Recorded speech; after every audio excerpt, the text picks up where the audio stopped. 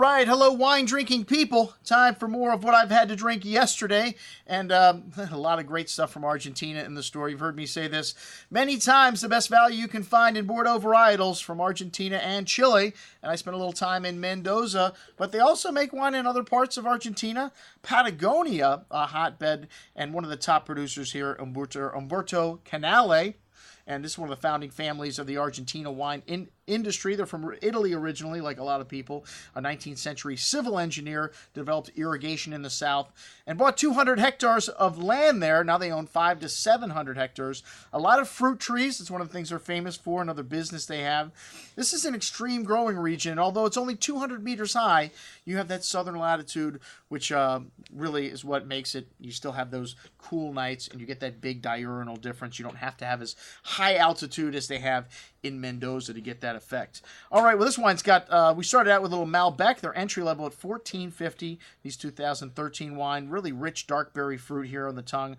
Notes of violet, and sees a little bit of oak there, some coffee notes showing, really light and pleasant. This wine, not a blockbuster, 100% varietal, but a really good example of an entry level Malbec from this region, Rio Negro. All right, then up next, the Cabernet Sauvignon. Hey, everything in this price category to me should have a screw cap on it. Our good friends from Polenta Estate have screw caps on their wines. Pascual Toso, and this Cabernet, unfortunately, not right. Not corked, but a phenomenon.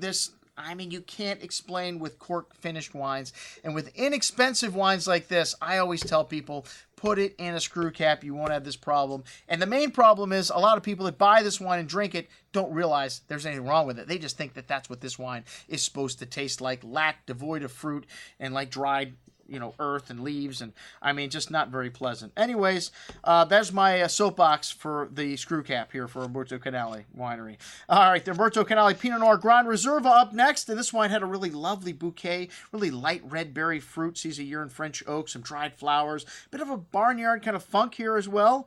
So really nice on the palate, silky smooth with a hint of that earth and that barnyard, that light funk coming through on the finish, but nice freshness, the dried flowers complementing the earth there. A very good little Pinot at $30.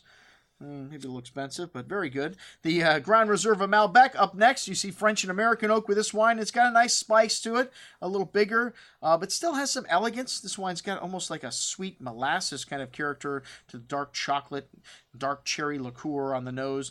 Big and fruity wine on the palate. This wine's got a lot of richness, a little bit of bitter cocoa at the end, and a little dried meat nuance there as well, coming out on the second day. But nice balance and finish, and excellent length on the finish for $30. An excellent example of Malbec. And then Cabernet Franc, which Cabernet Franc, I had a lot of good Cabernet Francs in Mendoza. This is a varietal that you're seeing more and more on its own as a really good wine. This wine's got that classic dark peppery spice, black and blueberry fruit on the nose, violet floral notes, hints of vanilla there as well. Blackberry syrup, man, on the tongue. This wine's got smooth tannins, though. A bit of that peppery spice coming through at the end. A little bit of dryness there, but plenty of fruit. Excellent juice. That was my favorite wine of the tasting, the Cabernet Franc at $30. That's what we had to drink with our friends from Humberto Canale. I'm your host, Andrew Lampasoni, signing off for the Wine Watch, saying, remember, always drink the good stuff first.